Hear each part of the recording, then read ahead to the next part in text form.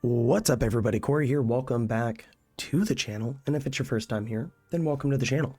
We are going to be looking once again today at Diablo 2 Resurrected. We're going to be going over some socketing stuff. We're going to be looking at which weapons you may want to be picking up for socketing depending on the scenario, specifically what build you're going for, what weapons you're going for, or even just to pick up to trade with people. We're also going to be going over which is going to be the best route for socketing. Yeah, so sit back, relax, grab some mead or whatever you need. Let's get into it. So here we are in Diablo 2. Now, the first and easiest, most simple way to socket an item is through the Larzik quest. Now, the Larzik quest is pretty simple, pretty basic. It's in Act 5. You get to Frigid Highlands. It's right before there in the Bloody Foothills. You come out here, come south a little bit. Let me get my buffs up. Come down here, you kill this guy, and then it gives you the ability to talk to him and get an item socketed. Let's go ahead and finish killing this and call it good. So you go down there, you kill him, all good, all fun. Now you can go back, if you haven't done this yet, obviously, you can only do it once per difficulty per character. So if you need to, just make another character and go beat normal difficulty, or use the cube, which is what we're going to be going over specifically in this video. It's going to be when to use the cube, what items to use the cube on, and when you would want to choose Lars over the cube. So let's go ahead and look at when you would use Lars over the cube. This is if you have a weapon or an item that is not white, meaning the item itself is a magic or a unique or a set item that is capable of having a socket, and you want to throw a socket in it. A huge one would be if you're a source and you're using Talls, throw Talls to Lars, have him socket it, throw either an Ist or a P perfect Topaz into the helmet to get yourself some more magic find. Same thing with Shaco Helm. The standard socket for Shaco is a perfect Topaz. You go to Lars, you socket it, gets one socket. You cannot, under any circumstances, socket these items in the cube. You have to go to Lars. So my suggestion, save the Lars quests for either uniques that you need or weapons that you need mass sockets out of. Example being, you have a phase blade. You picked up a phase blade, right? You want to turn this phase blade into Last Wish. Last Wish is a 6-socketed rune word. No reason to throw it in the cube. Take it to Lars. Lars is going to throw 6 sockets in it. You're good to go. Let's say you have a superior item. Superior items or inferior items, that would be broken, shoddy, whatever the classifications are in this game. I can't remember right now. Those items cannot be socketed. Ethereal can be socketed in the cube. So let's go over this again. Only items that can be socketed using the Horadric cube. White items, meaning they're just plain base items, or ethereal items. So they're gray, but they're still, just base items. No increases or decreases to durability or damage or anything like that. Those you can socket in the cube.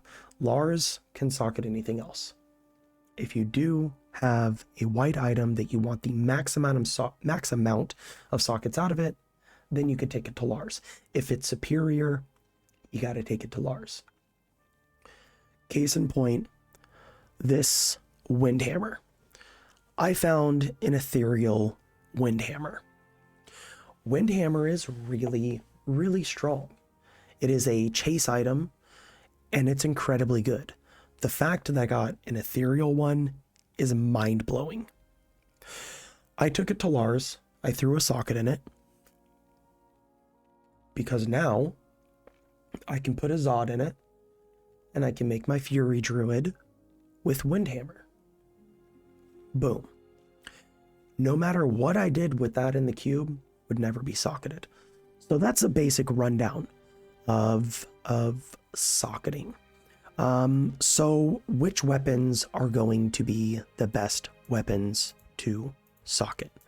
Well, that's going to be dependent on what you're trying to do. So I have pulled up a bunch of different web pages that we're going to look through, and we're going to talk about each one. The main thing that we got to remember is certain rune words can only go into certain weapon types. So that is going to play a role into what you choose. So let's go ahead and hop over here to the web pages. Now, we're going to look at, first off, if you're not a barbarian and you're making a sword, just use a phase blade. There's no reason not to. It takes no damage as far as durability. Phase blades are my favorite swords in the game, as long as I'm not on a barbarian. If I'm on a barbarian, I prefer to use either the Colossus Sword or a Colossus Blade. Now, the Colossus Blade is going to be inferior for any reason other than needing 6 sockets. You want to make a Grief, which is a 5-socket rune word. Guess what? Put it in Colossus Sword. Max 5 sockets. That means you can look for one that's superior and you can socket it at Lars. If you get one that's superior, you take it to Lars to socket it. It comes out at 5 sockets. And now you have a 5-socketed beast of a weapon. Now, if you need anything that's 6-socketed, that being Last Wish or Breath of the Dying, that you're going to want, this is Breath of the Dying, it's a 6-socketed weapon. Now, if you're going to make Breath of the Dying specifically, try to get it ethereal. There's no reason not to hunt for an ethereal weapon if you're investing in making a Breath of the Dying.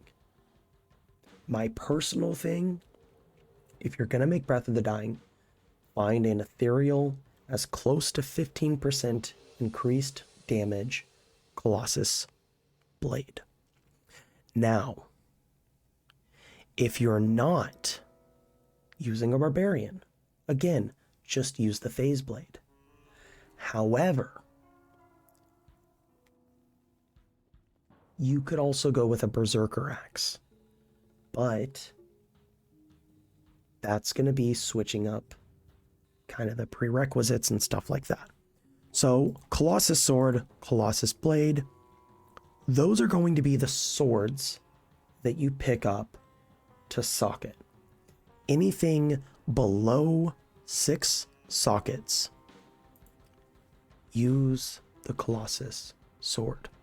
There are some 4-socketed rune words. Honestly, though, none of them are that great. All the ones that I have pulled up that I would use, with the exception of Passion, are either 5 or 6 sockets. Now, Passion is really good for one build specifically. So that's not even really something that you should be considering unless you're going for that specific build. So that's going to be the swords: Colossus Blade, Colossus Sword. Let's talk about axes now. Axes are another thing that it's kind of dependent on how many sockets you're looking for. An Ettin axe is a pretty damn good axe. Range is okay. Very fast, or not very, but a fast attack speed for a paladin, normal attack speed for everyone else. Or you've got the Berserker Axe, which is a fast attack speed for everyone else and a normal attack speed for sorceresses. These are the two axes that you're going to be chasing. Ettin Axe is a fair bit inferior to the Berserker Axe. Not necessarily damage-wise, though. See, when you're looking at the Berserker Axe, there's a whole lot that goes into it. The fast attack speed, the range, the requirements, all of these things play a role in trying to get this weapon what you want. So you'll see axes have not the greatest durability. They break pretty quickly. That's one of the reasons that I fall in love with the phase blades, is the fucking repair costs. If you go for an Ettin Axe, max sockets 5. That's great for anything that requires less than 6. But again, if you can, like,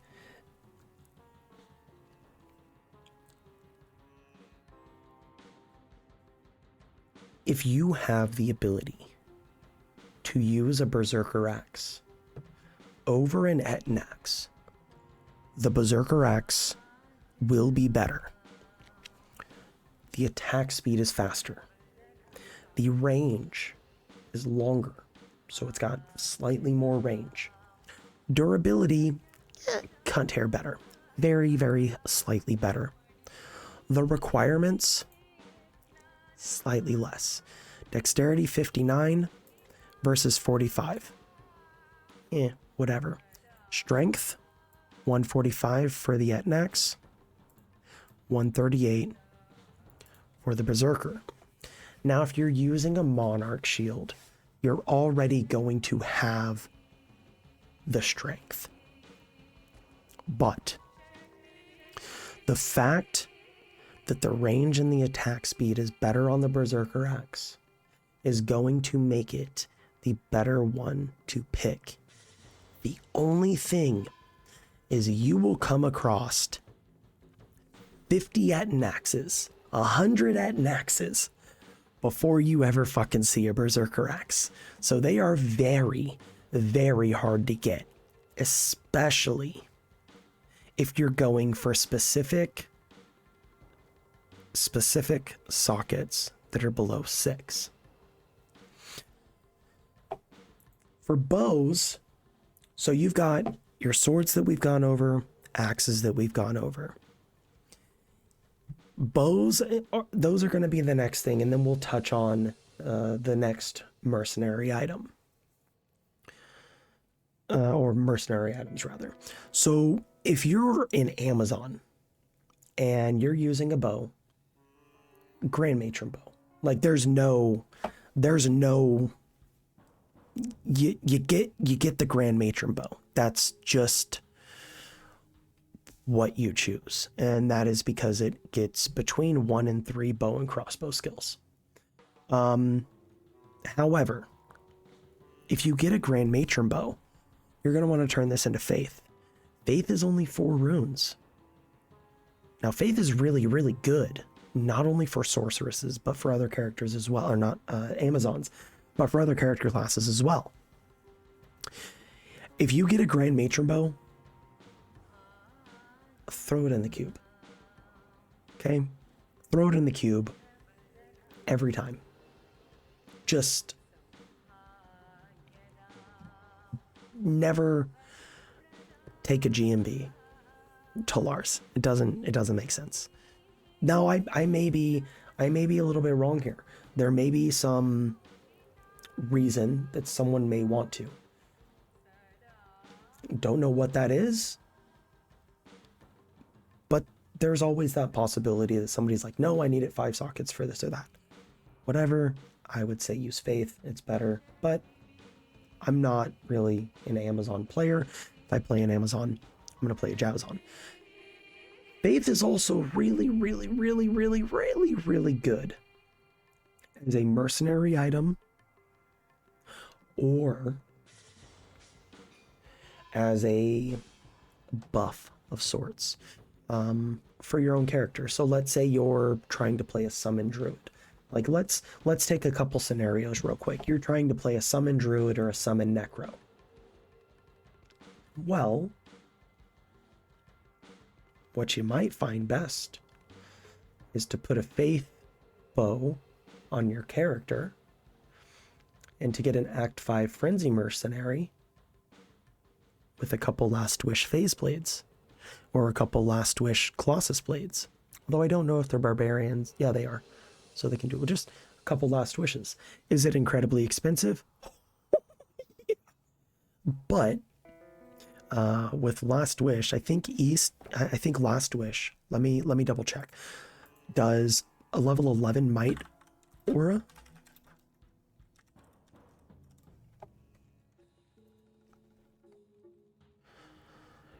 Level 17 Might aura. Now you can actually dual wield those. So let's say you want the Fanaticism aura as well as some Might auras. Well, then you're going to want to get a Great Bow. Why a Great Bow? Well, the damage difference isn't that substantial from other bows to the Great Bow. Now, is it pretty different from the Grand Matron Bow? Absolutely, but this is an Amazon only item. So, get a Great Bow. Why a Great Bow? Why would you use a Great Bow? Well, that's very simple. 4 sockets. Guaranteed 4 sockets. You don't have to try gambling in the cube. This is an item that you pick up, you take to Lars, you get 4 sockets, throw faith in it. Now, let's say you want to use an Act 2 mercenary. This one is going to be standard. Most people should know this one, which is why we're going to touch on it last. If you're using an Act 2 mercenary, Colossus Sword is incredibly important. Now, can you get different items that might be better? Maybe, depending on how you look at it. Me personally, I like Colossus Sword. The reason I like Colossus Sword so much, auto 4 sockets. You take it to Lars, auto 4 sockets. So what you're going to try to do with this, you're going to throw the Insight. You don't need Infinity during Season 2. But if it's not Season 2 and the charms that we have right now don't stay, Infinity or Insight, what you're going to do is you're going to put it in whatever you can get it in at first.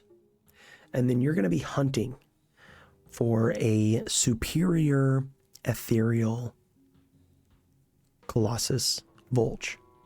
That way you can get the most amount of damage possible. And what happens if you socket it and you don't get the aura that you need that's high enough level? Throw it in there with a Tomb of Town Portals. Throw it in, or maybe it's a scroll. Either a scroll or tomb, I don't remember which one. A Hell Rune. Boom, hit that combine and it gets rid of them. That's actually what we'll finish with, okay? Let's say, now that we've gone over all that, let's say you have an ethereal Thresher, but it only rolled 12 meditation aura. That's disappointing. Well, throw it in the cube. Throw in a Hell Rune. Let's see if it's the book. Not the book. Okay. So then you go. Is it this guy that sells the scrolls?